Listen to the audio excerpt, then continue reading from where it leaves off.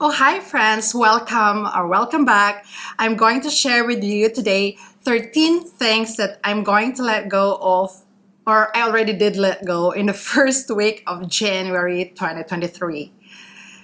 Now, the last three things on my list are not material possessions, so stick around to find out. Minimalism for me is letting go of material possessions and anything that hindering me from attaining a simplified and less cluttered life. Oh, hi, if we haven't met yet, I'm Geraldine. It's nice to meet you. Consider subscribing for simple and mindful living with less. Now, the first on my list are giveaways like candles or wedding souvenirs. For years, I felt bad discarding those gifts given to us by friends. As much as I appreciate the gesture and thoughts, I don't find value in holding onto these items. I also realized that my relationship and connection to the giver of the gift is much more important than the gift itself. Because of that, I decided to let go of these things while still connecting and nurturing that healthy relationship with the givers.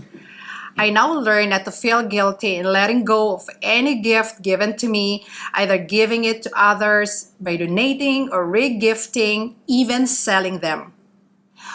Now, moving forward, when I receive a gift, I feel like I have the full authority to do whatever I want with that gift, and I'm not obliged to use them if I don't want to. That feeling is so freeing. The second in my list are perfumes. And I have to admit that I thought I've discarded this last 2 years ago, but when I opened my cupboard one day, I saw them hanging around in there. And then I remember that I messaged some of my friends, told them if they're interested having these perfumes, and perhaps nobody responded, and I've totally forgotten those perfumes. Now I am making sure they're not hanging around somewhere. These perfumes are my husband's, and one of them was his gift to me. But realistically, I am not a perfume person. I sneeze a lot, especially with a strong scent.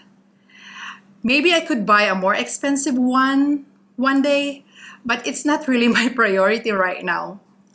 I'm better off without having perfumes in my life, and I will keep it that way. Now, third in my list are expired spices, condiments, and even medicines. I am guilty of having lots of expired items in my fridge and pantry, even in my medicine cabinet. Now, I made sure I regularly take inventory in this category. It's also safer for the rest of my family, making sure we're not consuming expired food, and it's easy to see what I need to buy on my next trip to the grocery store. I experienced not buying a particular ingredients because I thought I've seen that particular ingredient in my pantry, only to find out that when I'm ready to cook, that ingredient was expired. So I needed to run to the nearest grocery store, and that wasn't fun. Now, fourth on my list are mugs. We have plenty of mugs gifted to us, more than we need. We only use 2 to 4 mugs daily for our coffee or tea. We seldom have visitors whom we share coffee with, so we only need 6 or 8 maximum mugs. I'd rather let go of some of these old ones than see them crowding in my cupboard. Next are unpaired mitts or gloves or even socks. I was trying to keep these mitts, hoping I would find the pairs in the future. But it's been a year since I was holding onto them. I decided to throw them away as I kept seeing them in my laundry area, and it annoys me. Number 6 on my list are old letters. I was hoping I would find time to finish reading these letters from our ministry partners, but it's been a while, and sometimes they're sending us quite often, and I cannot keep up with reading them. I read somewhere that the best predictor of future behavior is our past behavior. So it's been months or even a year since I haven't opened those letters or finished reading them, so might as well let them go. And I could always check in online on their website and checking out what's new with the ministry that we are supporting. I preferred paperless. Now, number 7 are manuals or flyers. One of the things I started doing was saying no to pamphlets or information that I can just easily browse online. This one was given to us after our carpet cleaning last summer. I hid it in my cabinet thinking I would be able to read it after, but it's been 6 months and I wasn't touching them. So I'm going to throw this away, and as always, go online whenever I need to check some information. Well, if you're still watching, thank you so much for your time. Don't forget to give this a thumbs up if you find value in this video. Now, number 8 on my list are electronics and accessories. Those old entangled earphones, wires, and the like stressed me out. I asked my husband to see if there are any of this he wanted to keep or find a potential use for any of the parts in the future, and will dispose of them in a designated area. Now, number 9 are old and unused makeup. I have a tendency to keep those makeups I don't regularly use, and they're crowding in my pouch. There's always that, what if I would one day want to use them, but it's been months or maybe a year and they're probably expired. And I'm not a fan of applying foundation in my face, and there's no point in giving this foundation or broken makeup brush in my makeup pouch. So this fall in the 2020 rule that I talked in my previous video, that if I could get this makeup in less than $20 for 20 minutes or less, then I will let them go. Sometimes it's a bit easier to decide if we have those guidelines in mind. Now, number 10 are unused clothes. 1 week before the new year, my husband and I rechecked our wardrobes and our maybe box, which are stored in the basement. We found some clothes we haven't used for a year or so. We posted them on Facebook Marketplace. Most were for free, and so they're gone and found a new home. It's good to know that someone else has got to enjoy those clothes rather than leaving those inside a box for months or even years. Now, the last 3 things on my list are not material possessions, but my unpleasant attitudes that I've been working on for maybe a couple or few years. The hardest one in my list is number 11, giving unsolicited advice.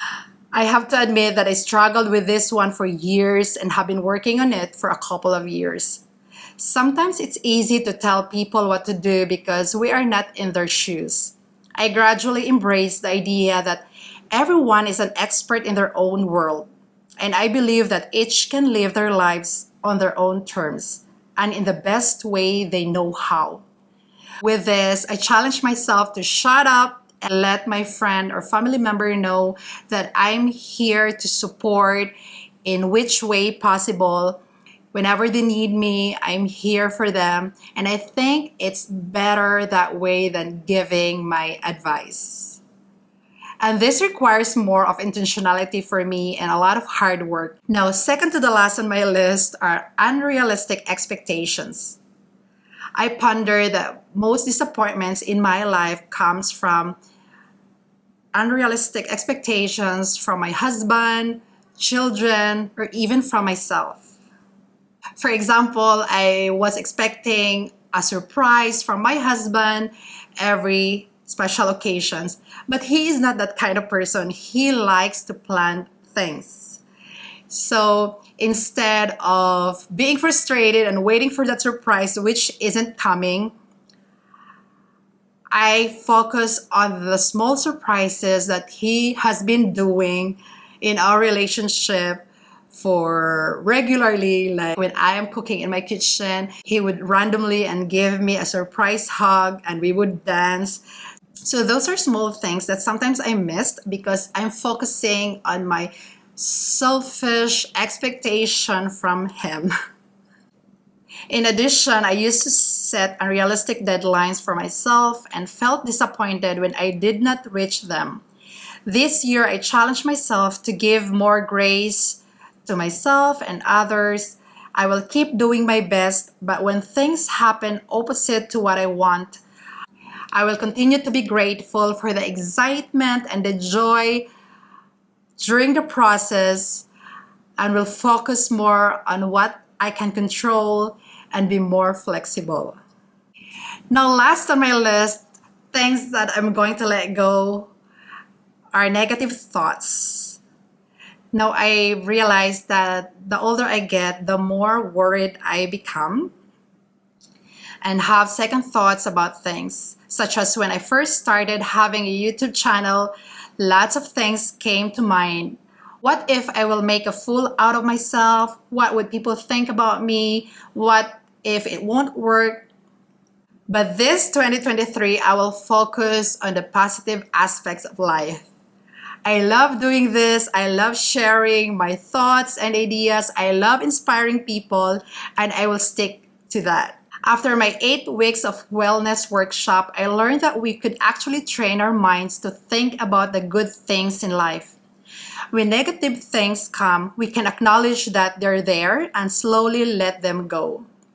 I am reminded of the verse in Philippians 4:8 that says, "Finally, brothers, whatever is true, whatever is noble, whatever is right, whatever is pure, whatever is lovely, whatever is admirable, if anything is excellent or praiseworthy, think about these things." Letting go takes time to build those letting go muscles.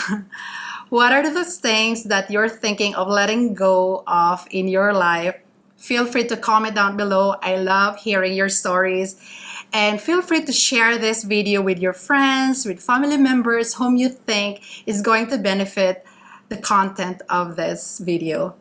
Until my next one, take good care of yourself, and we've got this. Bye.